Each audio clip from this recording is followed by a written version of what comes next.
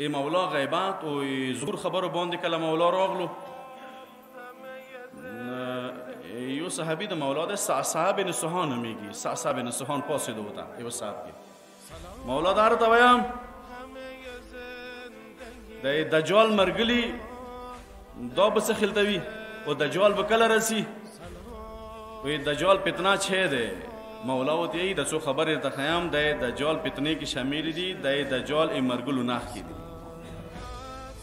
مولا دا به کوم وخت وي مولا ورته یی دجال به هغه وخت کې خروج کوي چې هغه مرګلي دا شی وي چې خالق به المنزونه په ویر کې نه بل منځه به معاشره کې زیات وي و امانات به ضیاع کی چونکہ امانات کی ایک دبی خیال بھی نہ ستی امانات سورہ غٹ امر دے اسلام کی و خیانات سورہ غٹ جرم دے اسلام کی جہنم وعدہ اسے شوی دے درویغ با حلال گنائشی دی زمانے کی با چونکہ دروجنی درویغ ای اغابیای زده خو کار کوم زه خو خيار یم خال د غلام سود به عام شي سود به د سخري هغه دوی تجارت ټول دا کاروبار کوي ته ګناه ده پلانکای وخت سود کوي پلانکای وخت سره غټي نامې جامي ولادت اجیر محترم کړلې د غادیا کوي ان ابو ته سود حلال بریخي حلال خو نه ده انده به تو دجال لخر کې ودرې دین به دنیا ایواز کې خرڅ کی یو دیندار سړی با خپل دین برباد کی دنیا به واخلي دین به برباد کی و بیوکوب خلکو سره به باغ ډور سره وي خذو سو مشورې شروع شي یعنی دې زمانه کې میړانه خپل یو هاده یو لکیره ده مومن په کار ده جرار وي شجاع وي فیصله تکات سره موجود وي ازنه کاسوي ورته خبره څنګه دی لک صاحب ورکه زخونی تلور شو خذ سره مشوره کوي و دې زمانه کې کته رحم بکوي خپل خلون ستل کو خطو پیروکار به زیات وي خونریزه قاتل به وړو کې وانت جرم غنای شي قاتل سره غټه ګناه ده قاتل نه مې دا وړه خبره ده حلم بردباری و صبر چوک صبر کوي یعنی خدای یو امر ده صبر د حالات کې صبر وکړه د حالات کې صبرناک سړی طبيعي د ډیر کمزور دی بل ټکي بنه دا ډیر کمزور دی ایمولو الفاظ سیدی او چوک ظلم کوي ظلم په اخر سره کوي به ظلم او د بل سره بیا مرګلوي زه دوره میړنای سړای دی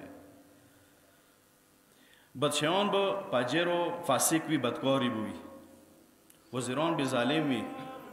و بدکاری به بر سر عام کیږي دیکھو نبی اتلګولی وی ګناه به دیکھو کی کوي شرمېږي بانا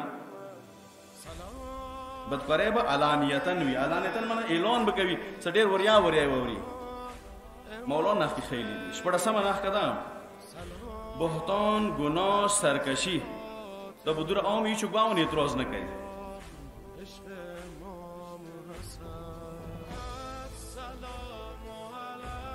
درغجن سړی نه به خالق تعریف کوي زړه ټول نه سړی دی کوم خیانتکار وي مغه تعریف کیږي کوم امانتدار وي کوم سړی دیانتدار وي کوم هغه بس پګړنی کوم خدای پرست دی خدای لارې باندې روان دی مغه بس پګړنی خزی به ای سړی او مشابهات اختیار کی سړی به خزو غونته مشابهات اختیار کی ماغه شی به میک اپ کوي ماغه شی به زیورات شوی لاسو کې غوګو کې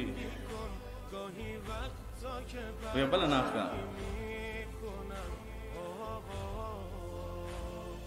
ور کې به خزو کارو باندې فخر محسوي یعنی لوط علیہ السلام کوم قوم یو هغه ګناه به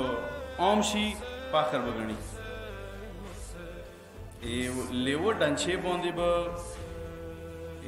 میږي سرمنه واچوي صدا ډېر ښه دی معنا یې دا دی ظاهر کې به سړی ښه وي باطن کې به ظالم وي لیو ډنچې باندې به میږي چمړه چوي په مورایي د دجال مرګلي دوی ظاهر ښه به ښکلی وي خو دوی باطن دوی زړه ډېر بدبودار دی یو شاید څه مردار شي څو میاشتې به تېرې شي هغه نه زیات بدبودار مولایي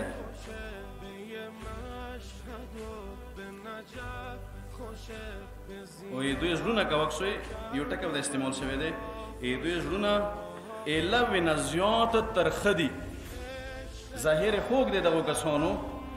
خو دوی باطن ایله وینه زیات تریخ دی باطن معنا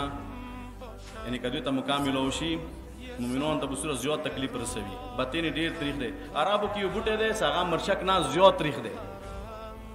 مولای دوی کوم باطن دی دوی زړونه ایله وینه زیات ترخه دي سلمان فارسي ته مولا علي څو نه کې خیلی دي سلمان دا به هغه وخت وي چې کله امام المسای غیب پردې نه رسي ظهور کوي